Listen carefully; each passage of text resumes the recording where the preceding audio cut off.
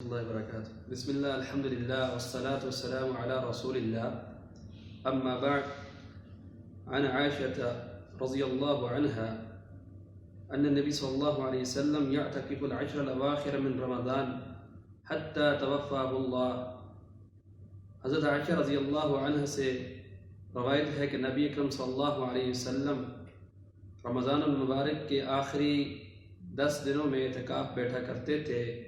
یہاں تک کہ آپ صلی اللہ علیہ وسلم انتقال فرما گئے۔ ثم اعتکف ازواجہ من بعد، نبی اکرم صلی اللہ علیہ وسلم کی انتقال کے بعد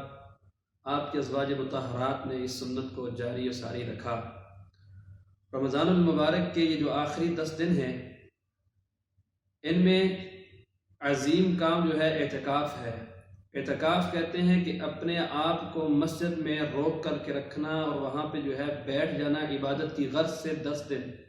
اس چیز کا نام جو ہے اعتکاف ہے، جو اعتکاف سنت مؤکدہ ہے۔ اب یہ اعتکاف جو ہے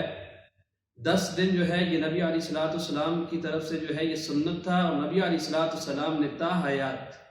ہر سال یہ اعتکاف کیا ہے، اور کوئی بھی سال ایسا نہیں رہا جس میں نبی علیہ السلام نے اعتکاف نہ کیا ہو۔ ایک دفعہ جو ہے نبی علیہ السلام کسی سفر پر تھے تو آپ سے اعتکاف رہ گیا، تو آپ صلی اللہ علیہ وسلم نے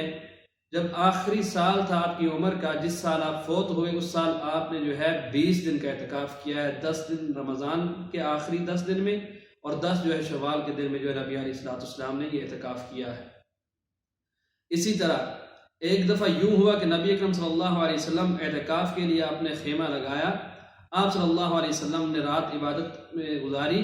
اور صبح کو جب دیکھا، وہاں پہ جب حضرت رسول اکرم صلی اللہ علیہ وسلم سے آپ کی ازواج مطہرات نے اجازت مانگی تھی، حضرت عائشہ نے اجازت مانگی کہ میں اعتکاف بیٹھنا چاہتی ہوں، آپ نے اجازت دی۔ اس کے بعد حضرت حفصہ نے اجازت مانگی، آپ نے اجازت دے دی۔ اس کے بعد جو ہے حضرت زینب نے بھی اپنا خیمہ لگا لیا۔ جب نبی علیہ السلام نماز فجر سے فارغ ہوئے تو دیکھتے ہیں کہ مسجد میں تو خیمے ہی خیمے۔ آپ نے پوچھا یہ کیا ہے؟ کہا کہ یہ آپ کے ازواج مطہرات کے خیمے ہیں۔ رسول اکرم صلی اللہ علیہ وسلم نے جو ہے اس سال جو ہے اعتکاف جو ہے ملتوی کر دیا، وہ اعتکاف نبی علیہ السلام نے چھوڑ دیا، اور بعد میں جو ہے نبی علیہ السلام نے اس اعتکاف کی قضا دی۔ تو بیان کرنے کا مقصد یہ ہے کہ یہ اعتکاف ایسی سنت ہے کہ جو سنت مستمرہ ہے، نبی علیہ السلام نے اس پہ ہمیشگی کی ہے، اور یہ اعتکاف کے لیے معتکف کب جو ہے وہ مسجد میں داخل ہو اور کب اپنے خیمے میں داخل ہو، تو صحیح بخاری میں روایت موجود ہے کہ معتکف کو چاہیے کہ وہ فجر کی نماز ادا کرنے کے بعد جو ہے اپنے خیمے میں داخل ہو جائے۔ رہا مسجد میں داخل ہونے کا مسئلہ، تو اس میں جو ہے تمام ائمہ کرام کا اتفاق ہے کہ مسجد میں جو دخول ہے وہ 21ویں کی رات یعنی 20واں روزہ جب ختم ہو جائے افطاری کے وقت، یہ جو ہے غروب آفتاب سے پہلے جو ہے مسجد میں انسان جو ہے داخل ہو جائے، اور اس کے بعد جو ہے صحیح بخاری کے مطابق، صحیح مسلم کے مطابق جو ہے ساری رات جو ہے وہ مسجد میں عبادت میں گزارے، اور اپنے خیمے میں یا جو جگہ اس نے خاص کی ہے اپنے اعتکاف کے لیے، اس میں جو ہے وہ فجر کی نماز ادا کرنے کے بعد داخل ہو جائے۔ اب اعتکاف والوں کے لیے کافی مسائل ہوتے ہیں کہ بھائی کیا اعتکاف میں اتنی زیادہ پابندی ہے کہ بندہ باہر جو ہے وہ نہیں نکل سکتا، یہ کیا ہے؟ تو ایسا جو ہے شریعت اسلامیہ نے اتنی سختی بھی نہیں رکھی، اور جو ہے اس کے لیے جو ہے طریقہ کار بھی جو ہے بتلا دیا ہے۔ صحیح بخاری میں جو ہے باب ہے کہ ضرورت کے مطابق جو ہے معتکف جو ہے مسجد سے باہر نکلنا، اعتکاف سے باہر نکلنا۔ نبی علیہ السلام کے اس طرح کے جو ہے ایک واقعہ ملتا ہے کہ حضرت صفیہ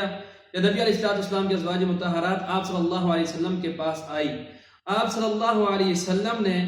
حضرت صفیہ کو کہا کہ ٹھہر جا یہاں تک کہ میں تمہیں چھوڑنے جاؤں۔ آپ صلی اللہ علیہ وسلم ان کے ساتھ چل دیے، راستے میں دیکھا 2 صحابہ کرام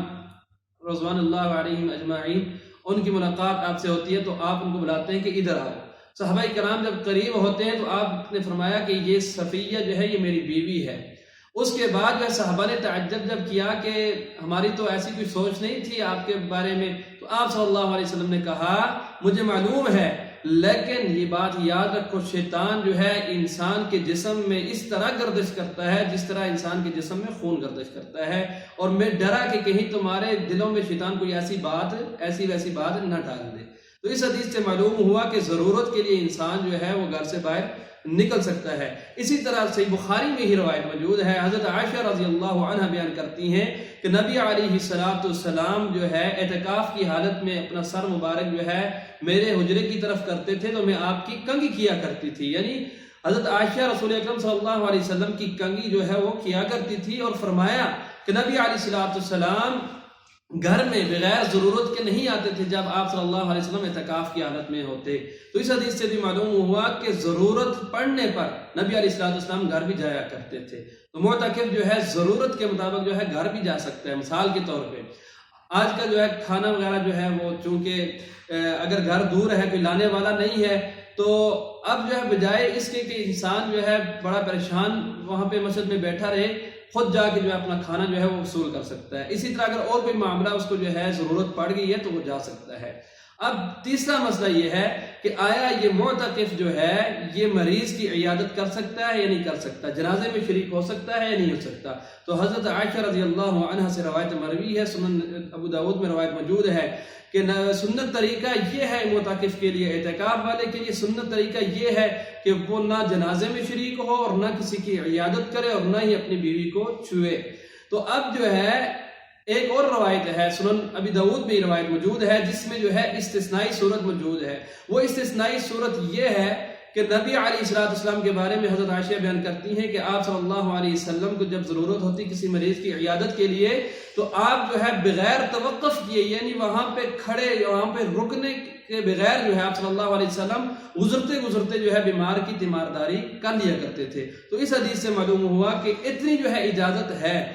التزام کے ساتھ، اہتمام کے ساتھ کسی مریض کو جا کے دیکھنا یا التزام اور اہتمام کے ساتھ جنازے میں شریک ہونا، اس کی اجازت شریعت نے نہیں دی۔ ہاں اگر ضرورت پڑ گئی ہے، کوئی اپنا بہت ہی قریبی رشتہ دار ہے جس کے لیے جو اس کو دیکھنا بہت ہی ضروری ہے، رسول اللہ صلی اللہ علیہ وسلم کی اس حدیث کے مطابق جو جواز کی صورت ہے کہ چلتے چلتے گزرتے جو ہے